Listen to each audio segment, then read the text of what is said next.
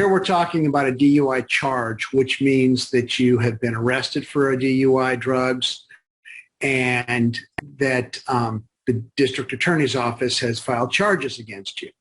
Now, typically when you get arrested for a DUI, the police department arresting you will take away your license and give you a pink sheet, which is a temporary license, which is good for 30 days. So you will have that in most first DUI arrests or multiple DUI arrests.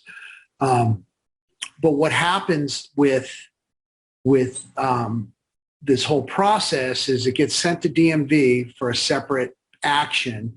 And if DMV sees that you're 0.08 alcohol or greater, blood alcohol level or breath alcohol level, then they can suspend you. You'll get a hearing and all that. But if you're below a 0.08 or there's no alcohol in your system, you're not going to necessarily be facing the same hearing, because one of the issues at this hearing is where you at or over a 0.08 alcohol level.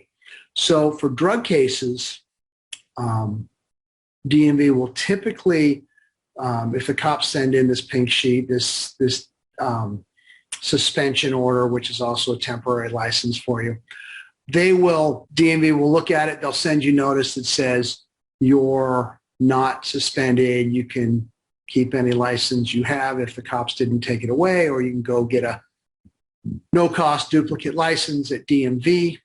You are still facing potential other action with DMV in two different ways. One, DMV can bring an action for you to determine whether or not you have an issue with drugs, whether it's prescription or illegal drugs, and a hearing can be held for that.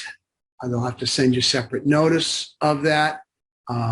Or with a court case, if you do get convicted in a separate court case down the road of a DUI, even though it's DUI drugs, you are looking at a license suspension.